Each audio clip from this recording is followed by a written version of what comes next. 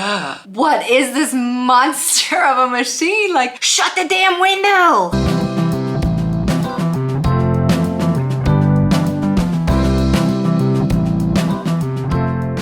Hello you guys, Jenna here. If you've not met me before, I am a Canadian who has been living here in Germany since 2014, and as of last month, I'm officially a German. And I am so excited, but I'm not going to be talking about that today. And no, I am bringing you some more fun information because I'm working on a super geheim project. I'm not going to tell you exactly what it is, but I needed some support and some answers from my Instagram community about their culture shocks that they've had when living in an apartment or house here in Germany.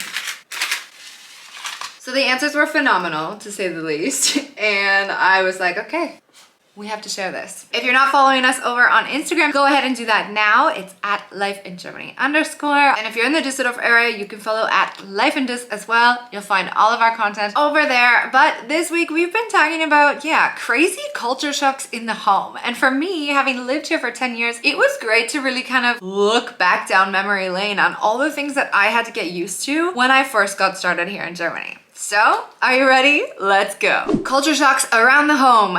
There is no ceiling fan. Yes, that is true. There is also no air conditioning, worth mentioning. You have the option of installing air conditioning. I've installed my own ceiling fan here in my bedroom, so at least at night, for those 2 weeks in Germany in the summer where it's like scorching hot, I have the ceiling fan. So the options are there, but yes, you're right. Generally speaking, when you first move into a flat here in Germany or an apartment here, things are a little bit different. Why would you not have windows in bathrooms? Why? And then there's mold. Oh my god, I just spoke about mold yesterday on an Instagram reel because this is like a common thing in Germany. I started the reel off by saying, is it really winter in Germany if you don't have mold growing on your walls? I know that sounds absolutely disgusting, and this is really where the concept Stoßlüften comes in Germany. Germans are obsessed with opening the windows, letting some fresh air in, even in the middle of the winter, my husband included, and even after 10 years, I have to say I love it. I enjoy it, but in the winter, I'm just like, oh my god, shut the damn window! So they do have their ways of airing out the apartment, but you're right, there are no windows in bathrooms typically. If you have one, then you're lucky. And they also don't have any ventilation in the bathroom sometimes. So my bathroom in my old flat did, the one I have now does not. So you never know what you're gonna get. Windows are like doors with 3 children under 6, and on the 3rd floor, I have scary visions of them falling out. I do not blame you. This is scary for any international when they first get started in Germany. When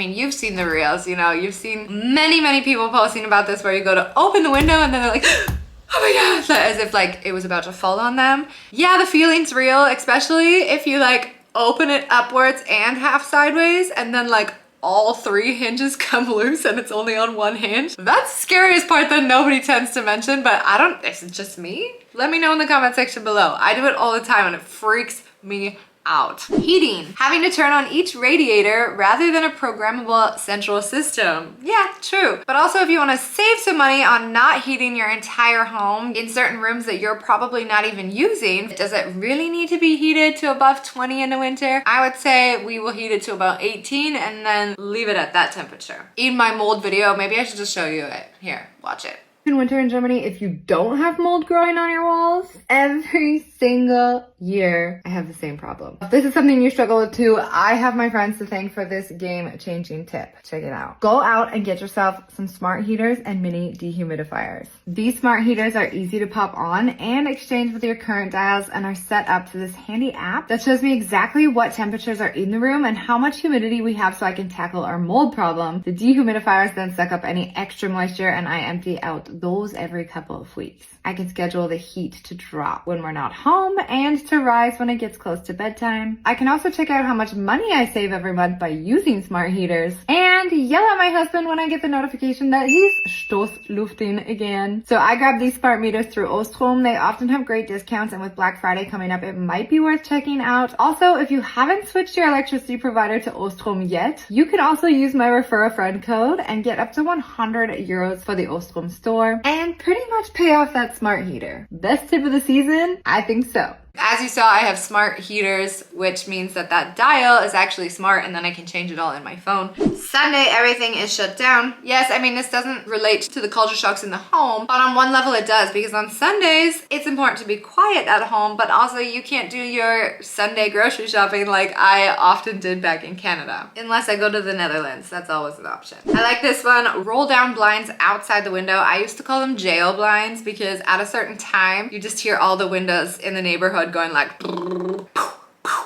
and that's because these blackout blinds are shutting for the night and they don't open them until the next day. I don't even use ours, to be honest, other than in our kids' rooms, but my family absolutely loved these blinds when they first came to Germany, and still. They wanted to order them to Canada because they did night shifts, so when they were sleeping during the day, it was actually pitch black in their bedroom. Not a bad idea.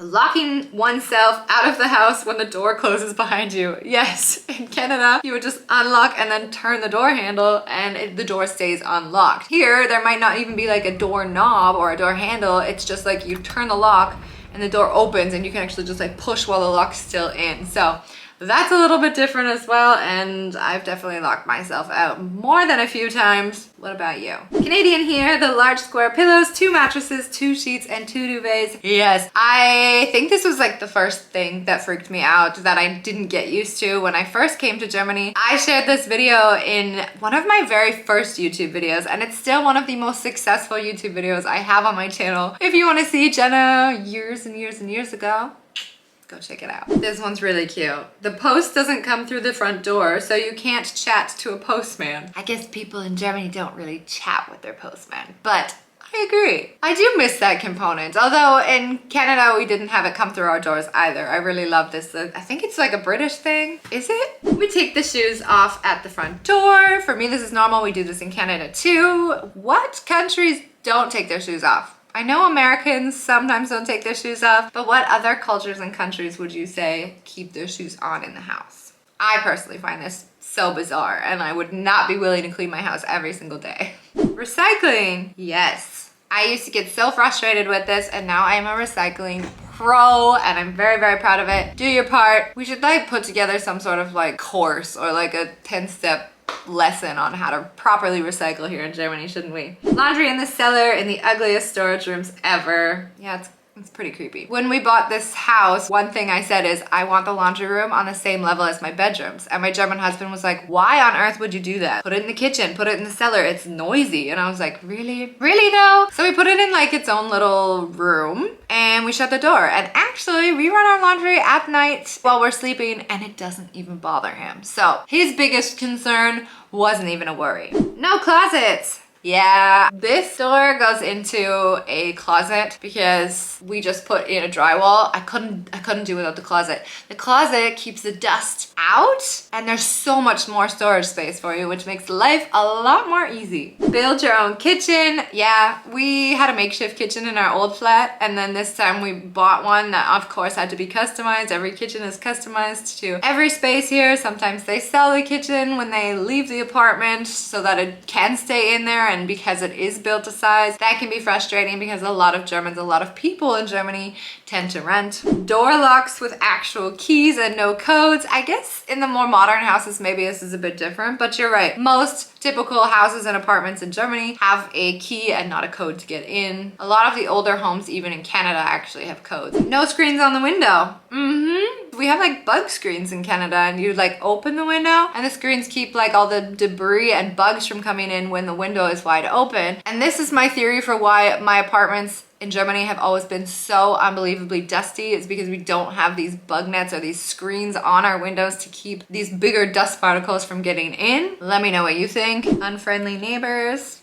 You're very lucky when you have a nice neighbor in Germany, I do have to say. I heard on the radio the other day, I think from 1 Live, they were going through stories of like the most horrific neighbors that one could have. One was like their landlord lived next to them and would come at night and pee on their property and said it was cheaper than using the water and having to flush his toilet. And then there were other stories of like the best neighbors ever. So you really are gonna get a mix of both, but it's not uncommon to have a couple pretty crappy neighbors. I love the giveaway culture here in my country. country, we usually throw things out. Yes, we have these like zu verschenken boxes that you put outside, and then you can put whatever you don't want and then just kind of leave it out on your doorstep for other people to take. I love this idea too. Not sure if it applies since I'm in a Wohnung, but I'm still getting used to the tiny ovens here. Yeah, I think generally speaking, everything is more tiny. My parents have a hard time getting used to the tiny washing machines. For me, they're normal size now, but when I go to Canada, I'm just like, what is this monster of a machine? Do you really need this for 2 people? Probably not. So I really love it. We have a smaller dishwasher, we have a smaller washing machine, we have a smaller dryer, we have a smaller fridge, we have a smaller freezer than everybody I know in Canada. Ventless dryers. I love this. I even made a reel about this. You can check that out on Instagram too, about the ventless dryers. These are condensation dryers, Kondenstrockner, and you actually take the water out and dump it out and just dump it in the sink or the bathtub. Oh, no. That's what you get for filming with 1 a.m. These are great. Thank you guys so much for all of your answers. I have a lot of fun reading these, and all of this, like I said, is going to go into my Supergeheim project that I am working on very, very hard and very diligently over the next few months. It is making me very happy, and I cannot wait to tell you guys all about it. But until then, vielen, vielen lieben Dank und wie immer, bis später.